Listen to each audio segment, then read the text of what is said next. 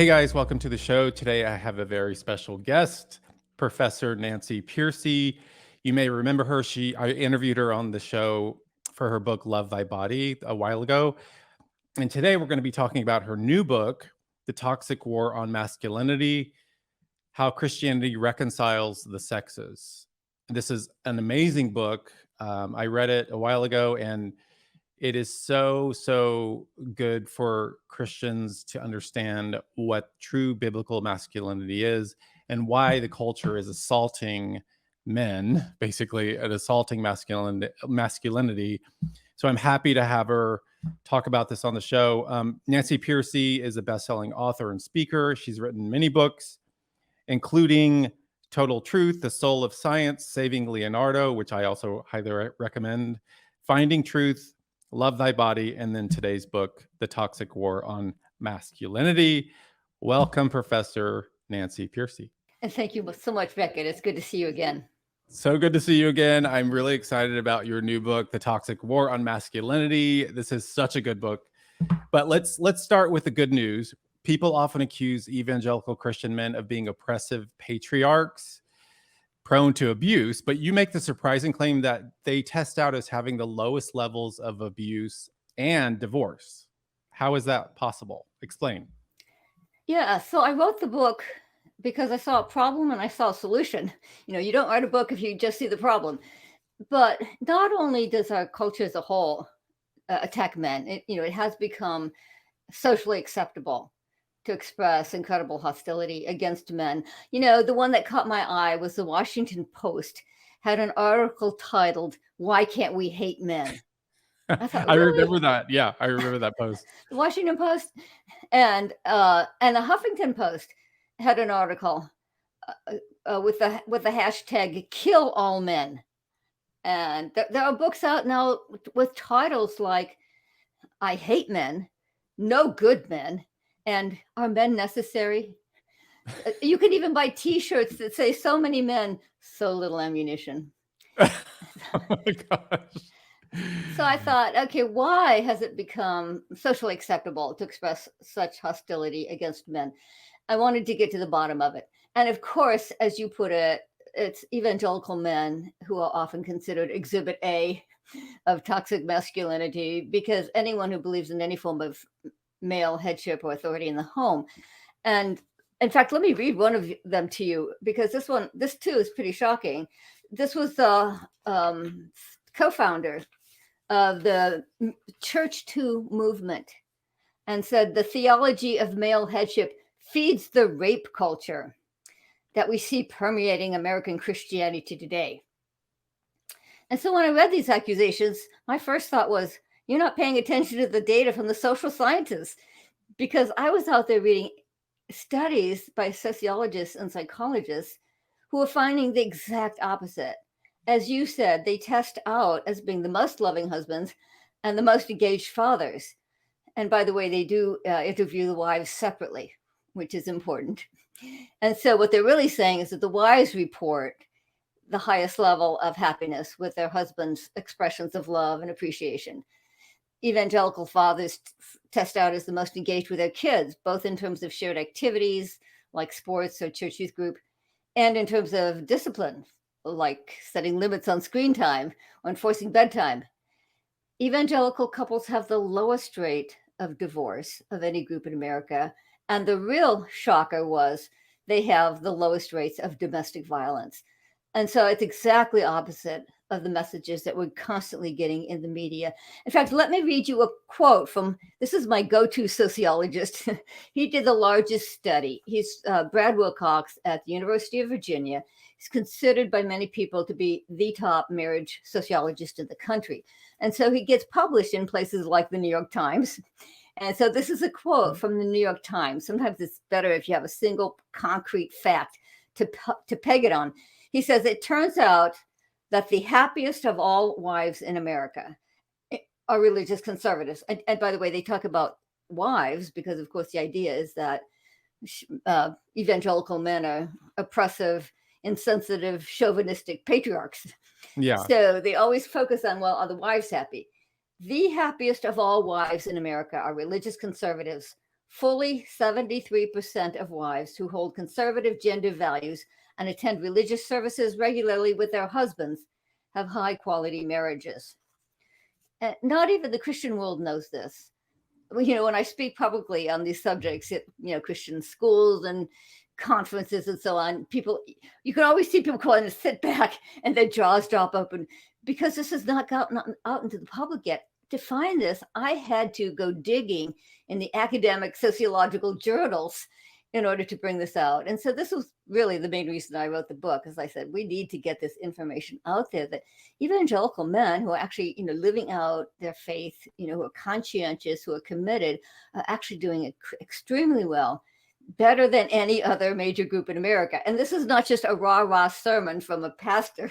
This is hard scientific data. This is rigorous empirical testing. And so we should be confident in bringing it out, both into the church, but also into the wider society. Well, you mentioned divorce. Why do we always hear that the Christian divorce rate is the same as the society's divorce rate? Yeah, that's the first pushback I always get because people say, well, in fact, in my research, I found that it is one of the most widely quoted statistics by Christian leaders. And so the researchers went back to the data and they unpacked the really committed Christian men from nominal Christian men. Mm-hmm. And my students don't know what nominal means, so I have to explain.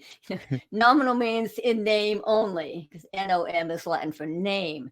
And so these are men who might check the Baptist box in a survey like that, but who actually attend church rarely, if at all. And their numbers are horrifying. They're actually worse than secular men. Their wives report the lowest level of happiness. They are the least engaged with their kids. They have the highest rate of divorce, higher than secular couples. And then the real stunner, they have the highest rate of domestic violence of any group in America, higher than secular men. And so this is why the numbers get skewed. It's because if you put together, the committed men who are better than the secular world and nominal Christian men who are worse than the secular world, and you put those together, obviously you get misleading statistics. And so I think this is the first time that the researchers have pulled this apart, which is incredibly helpful for us as we make the case that Christian men are doing a good job. The numbers are thoroughly behind us. But a lot of people have encountered the nominal men. And so they're kind of, you might say they're ruining our reputation. They're the ones who are giving the impression that Christians are actually the worst of the sort of toxic men out there. Yeah, and your book says, this is fascinating too, when you talk about this in your book, The Toxic War on Masculinity, you say that men are being torn between two competing scripts for masculinity. What are those two competing scripts? Yeah, let me give you a little background on that. You get to hear background that's not in the book. This is the most controversial book I've ever written. And that surprised me. I really thought my earlier book, Love Thy Body, would be more controversial because it deals with issues like abortion and homosexuality and transgenderism. But I found this one actually triggers people even more. I was teaching it in my classroom and I was leading reading groups on it, and they would tell their friends and family. And the first question invariably was, whose side is she on? With that tone. Whose side is she on? As if you have to either be a male bashing feminist, or you have to be an angry reactionary. And so I put this study at the front of the book because it sort of disarms that initial hostility. So this was a study that was done by a sociologist, not a Christian. And he's very well known. And so he speaks all around the world. And he came up with this clever experiment where he asks young men two questions. First, he says, what does it mean to be a good man? A good man. If you're at a funeral and in the eulogy say he was a good man, what does that mean? Men all around the world had no trouble answering that. From Australia to Germany to Brazil. They would say things like honor, integrity, do the right thing, stand up for the little guy. I like that one. Be a protector, be a provider, be responsible, be generous. In fact, there is another anthropologist who did the first ever study of concepts of masculinity. And he found the same thing. No matter what concepts of masculinity a culture holds, they all agree on what he called the 3 Ps. That to be a man is to provide, protect, and procreate, build into the next generation. Mm-hmm. And so it seems to be universal. Then the sociologist would ask a follow-up question, and he'd say, what if I say to you, man up, be a real man? And the young man would say, oh no, that's completely different. And they said, and I'll read you, so you know this is not my language. It means be tough, be strong, never show weakness, win at all costs, suck it up, be competitive, get rich, get laid. It sounds like Andrew Tate wrote that. Well, isn't that true? Yeah, so the real man, quote unquote, as opposed to the good man, does tend to be those traits that we call toxic. And certainly if separated from the moral standard of the good man, it can slide into entitlement, dominance, control, and so on. And so it really gives us a new strategy, I think, for dealing with these issues because men don't respond well to being called toxic. Nobody would. And so instead, we can look at the innate knowledge that men have of what it means to be good. They're made in God's image. They do know what it means to be a good man. It's innate, it's inherent. And it's universal, as these 2 studies show. And so what we can do is a better strategy is to affirm them and support them and encourage them in doing what they do know is right. I mean, Romans 2, right? We all have a conscience. We all know what's right. Yeah. And so it gives us a much more positive way to approach these issues. Yeah, I like that. And you say that, well, men are falling behind in education, employment, health, and even life expectancy. Why are people ignoring the real problems men face today? Yeah, so I had a female student, by the way, who said, we always hear about all the issues that women face, from sexism to discrimination to sexual harassment. So we think the men are doing fine. Yeah. It turns out the men are not doing fine.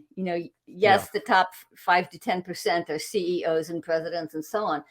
But on average, men are actually doing worse than they were in the past. Boys are falling behind at all levels of education, from kindergarten through college. I mean, I teach at a university. And I'll tell you, most universities now are 60-40, 60% female, 40% male. More women than men go to graduate school. More women than men go to professional school, like law and medicine. Mm-hmm. And as adults, men are falling behind, as you mentioned, more likely to commit suicide, to be addicted to drugs and alcohol, to be mentally ill, to be homeless. Men's employment level has gone down. It's not showing up because these men have stopped looking for work. So the researchers had to dig a little deeper. And what they're telling us now is men's unemployment rates are at Depression era levels. Wow. I was stunned. Depression era levels. And even their life expectancy has gone down in recent years. Women's has stayed the same. So it's not a general trend. It's only men's life expectancy that's gone down. There's a magazine called The New Scientist that had an article saying the major demographic factor now in early death is being male. So I do think it's time for us to start asking, what can we do to help men? Can we have a little compassion here for men? The first book on the subject ever written, I think, was Christine Hoff Sommers. She wrote a book called The War Against Boys. You remember that one? Yeah. And she said every time she tried to get a program going for boys and men, it was opposed by feminists who were afraid that if you help men, you're going to stop helping women. We don't have to, it's not an either or, it's not a zero-sum game. I think it's time that we start showing compassion for the boys who are falling behind. I have 2 sons, so of course, I have a dog in this fight. I want my sons to do well. And they're very familiar with the negative attitude towards men today.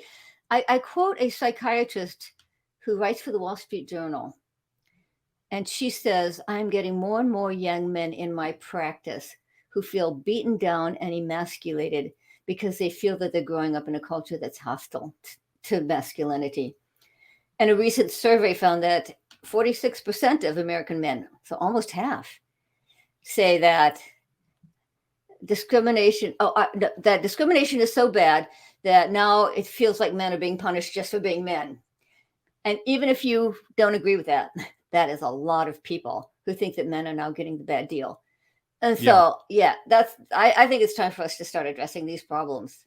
Yeah. And some would say, why should we worry about men? Because don't they still occupy positions of power in our society? Aren't like the main leaders in society men? So why should we worry about men?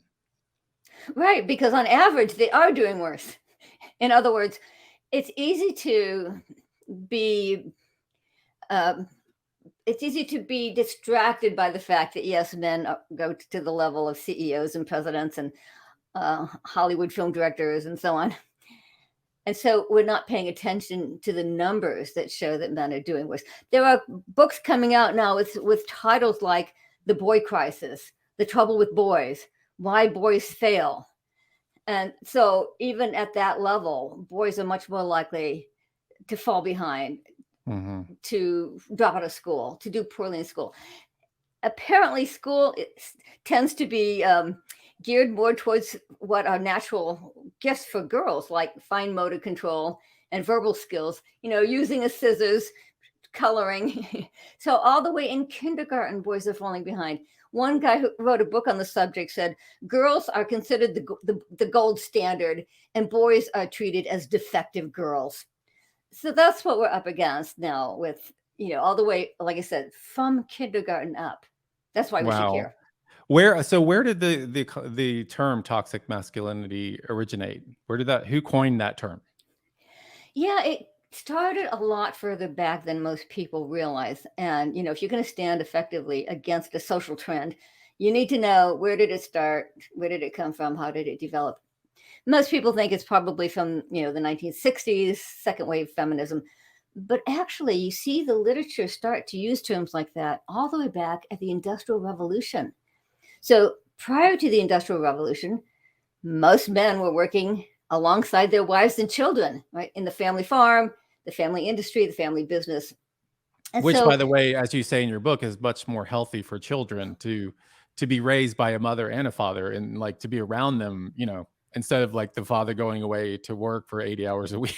It's like that's a much healthier way to raise your children. oh, absolutely. Yeah, I have a whole chapter on what did this mean for boys. But first, what did it mean for masculinity? Obviously, when men were working with their wives and children, the ethos, the cultural expectations were much more geared towards caretaking. You needed to be gentle and patient if you're working with your kids all day and training them in adult skills. And the concept of authority was even different back then. It meant that you had responsibility for the common good. It didn't mean I get to do what I want, but authority meant, that I look out for what's good for me, you look out for what's good for you, but who looks out for the common good? And that's what the position of authority was seen as. So whether it's the marriage or the family, the school, the church, whatever, who looks out for the common good? Mm-hmm. So how did we lose all that? The turning point historically was the Industrial Revolution, because as you just mentioned, that's when fathers started to be gone all day from the home. Work was taken out of the home and men had to follow their work into offices and factories. And for the first time in American history, men were not working alongside people they loved and had a moral bond with. Instead, they were working as individuals in competition with other men. Mm-hmm. And it did seem that in that kind of a workplace, it was imperative that men learned how to look out for number one, be aggressive, be assertive, be egocentric, be acquisitive, make it in the commercial world. Dog eat And dog. the dog eat dog. Yeah. Good.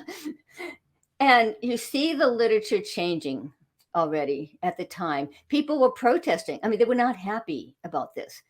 So you see a lot of the literature protesting that our men are losing that caretaking, godly definition of masculinity that they had in the past. That they were, well, and not, like I said, not only was it the industrial work situation, but this was when America started to secularize as well, because after the Industrial Revolution, you also had these large public institutions grow up from the factory industry, financial institutions and banks, and the government, of course, and the university.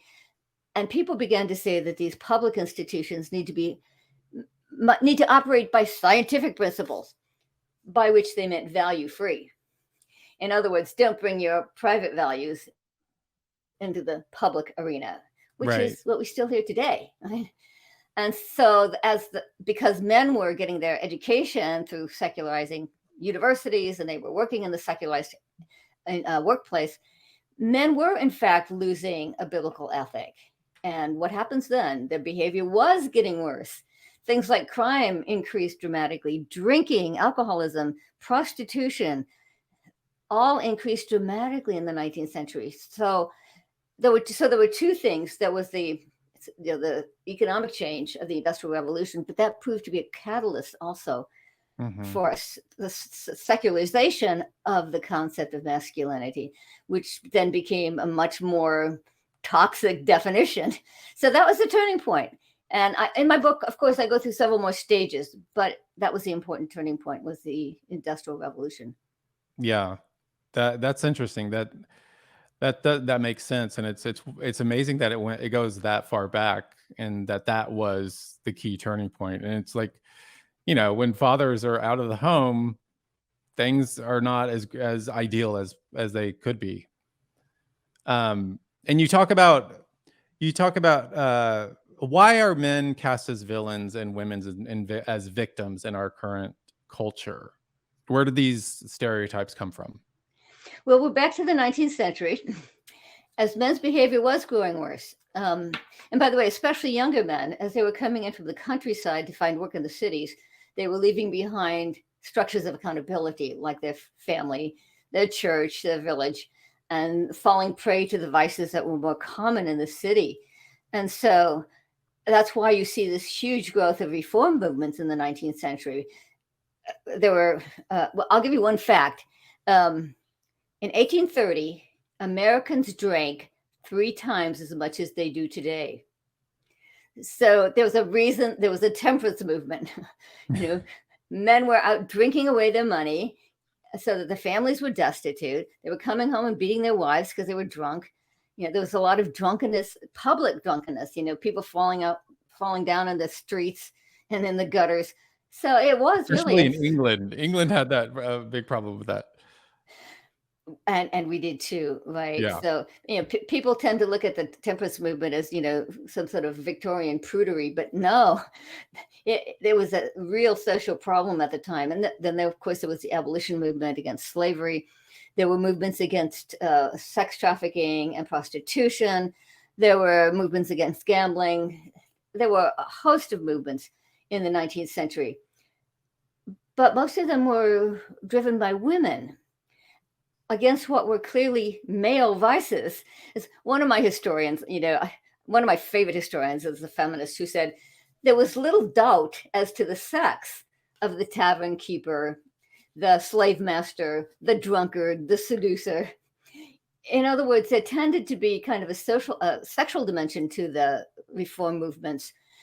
And alongside that, it was driven by a new idea that women were morally superior to men. And this was new. I think many people are familiar with that double standard today, that's in a dating relationship, for example, it's a woman who's supposed to draw the line and keep things in check. But that was new in the 19th century.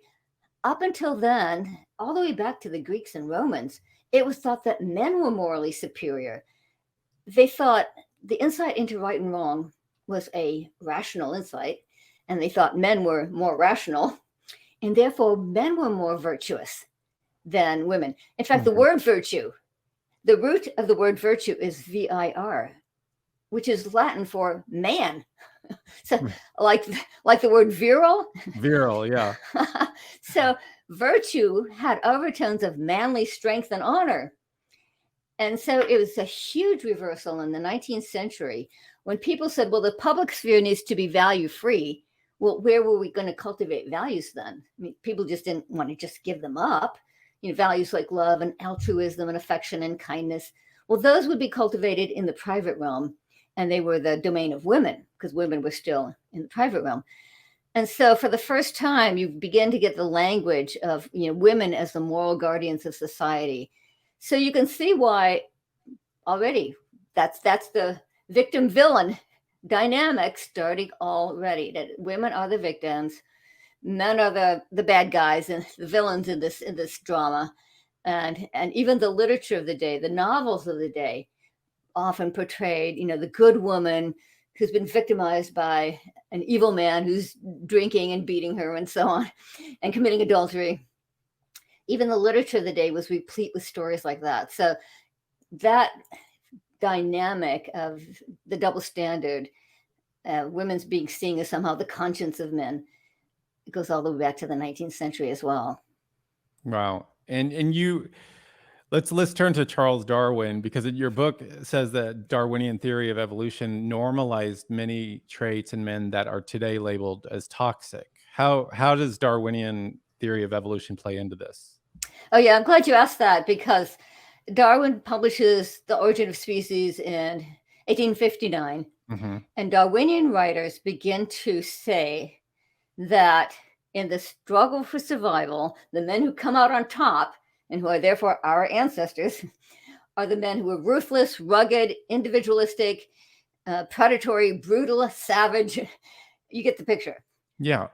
And so they began to say that this is who we really are, or at least men. This is who men really are under the surface, under the thin veneer of civilization. That was a common phrase at the time. Always ready to break through. Right. And so, and Darwin himself argued that women were inferior to men, that they were mentally inferior, intellectually inferior to men. He acknowledged, by the way, that they were more sensitive, intuitive, but he said, those are the traits of the lower species. Yes. So even women's positive traits were signs that they were inferior. So if we think of the Victorian pedestal, that women were put on a pedestal for a while when they were thought to be morally superior, Darwin kicks them off that pedestal and puts them at a lower rung of the ladder on the evolutionary ladder. So this was a huge change, because up until now, people had urged men to live up to the image of God in them.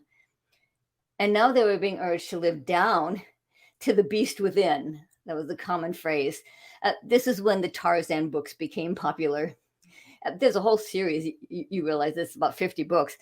And the reason it was so popular is because here's a guy who's raised by the apes, and so he still has that wildness inside of him. And even after he learns European customs and languages, at the end of the book, he says to Jane, I am still a wild beast at heart. And so that was the message of Darwinism, is that a man finds his true self not by being godly, not by being committed to his wife and kids, but by going out into the woods and, being savage and wild and barbarian. I think that was an extremely harmful message. And I think you still see it. Well, Robert Bly, some of the men's movements today are very much oriented towards, you find your true self by finding that sort of wild, uncivilized barbarian within, the savage within. It sounds like Rousseau's The Noble Savage. Yeah. Yes, it was partly influenced by that. Yeah. Yeah. Because he was around that time as well. Fortunately, people like Stephen Meyer and David Berlinski, who's going to be on the show next week, they blow giant holes through Darwin's theory of evolution, which I love. But you say that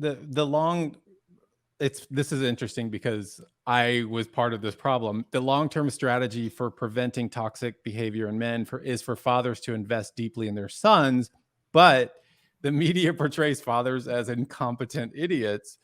Where did that negative image come from? And it's interesting because, I used to act in many, many commercials. And I almost all of those commercials, I was the bumbling husband or boyfriend. I was the incompetent husband or boyfriend in every single one of those, except maybe with the exception of one or two. But it's just, talk about that, how the media portrays fathers and men. That's such an interesting part of your history. Yeah, I mean, everybody pretty much knows that on television and in ads, the father's portrayed as incompetent, the dimwit, the doofus dad. But again, to counter it, we need to know where it came from. And most people don't realize that. Again, it's the Industrial Revolution. When men had to leave the home to follow their work, they were no longer deeply involved with their family. They got out of touch with the family dynamics. They didn't know their children as well. And you see it already in the 19th century. The literature of the time begins to lament that fathers are no longer deeply involved with their kids. The leading psychologist of the day wrote, "Never before in American history has the boy been so wild, unsupervised by his father, and half orphaned." I love that phrase. He said they're half orphaned compared to what they were. And he said they've been left up to female guidance in the home, the school, and the church. And so because men were not deeply involved in their families, already you start to see people saying, well, they become irrelevant. They're incompetent. Since they didn't know what their kids needed, they were painted as incompetent. Right. And so already you see it back then. And the boys were, in fact, growing up unsupervised compared to the past. And this is where we got the notion, by the way, that, well, boys will be boys. Do you realize nobody said that before? Nobody thought the boys were particularly misbehaving. If anything, the opposite, because as I said before, it was thought that men were more virtuous. And so it was thought that boys, would be even stronger than girls in holding their negative passions in check.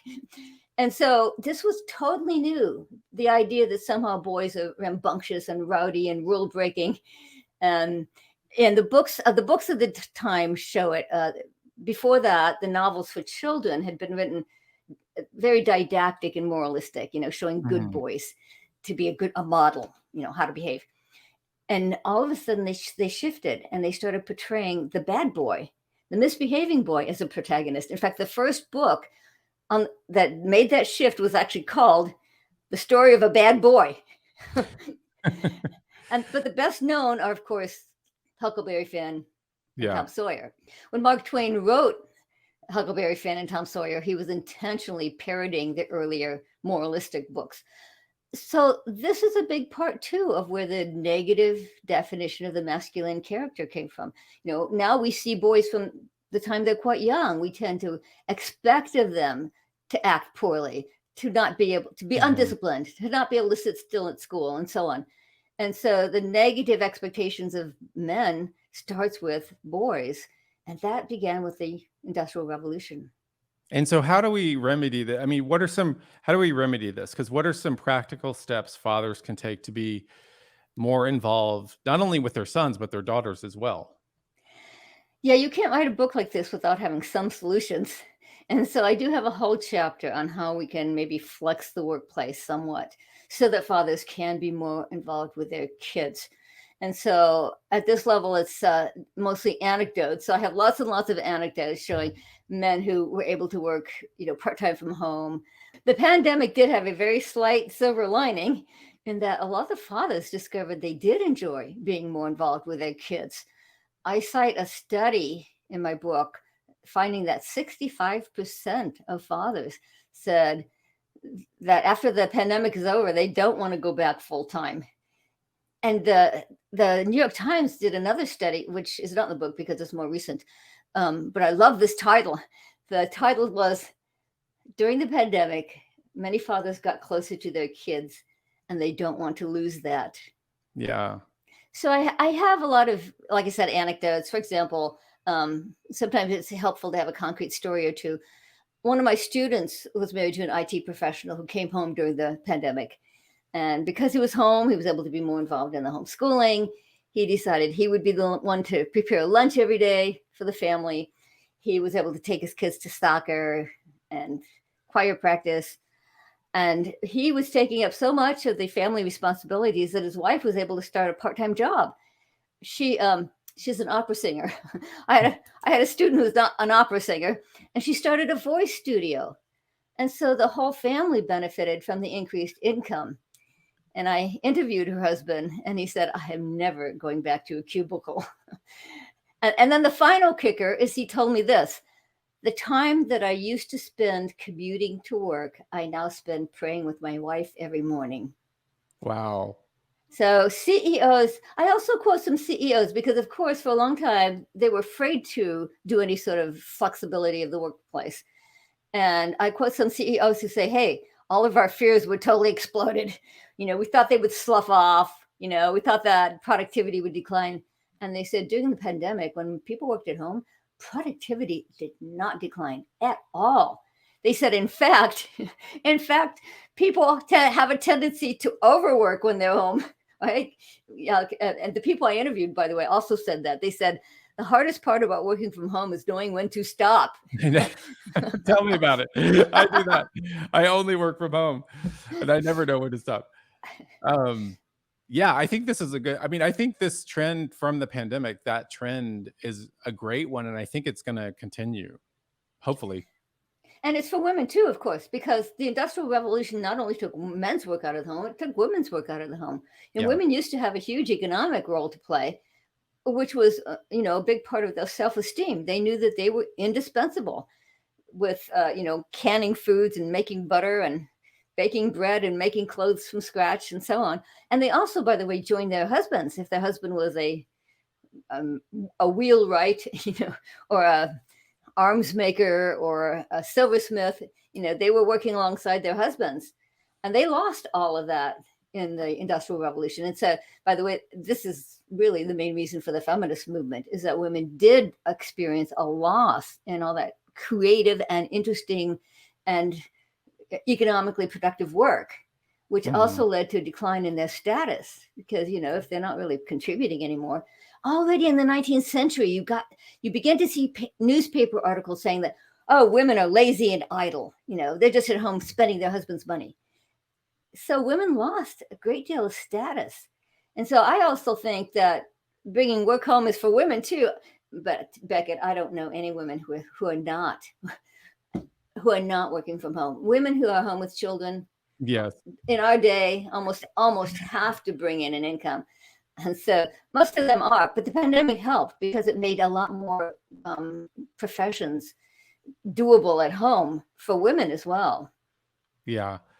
Well, we're going to leave it there for now, guys. The book is The Toxic War on Masculinity.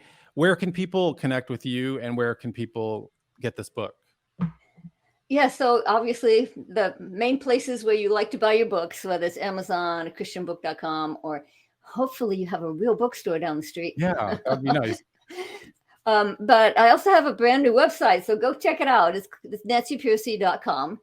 But my publisher helped me rework it so it's bright and colorful, and go take a look. Nice. Well, thank you for joining us, Nancy Pearcey. Thank you for talking about this very important book. Please, guys, please go get this book. Thank you for watching, and we will see you next week. Thank you, Nancy. Thank you.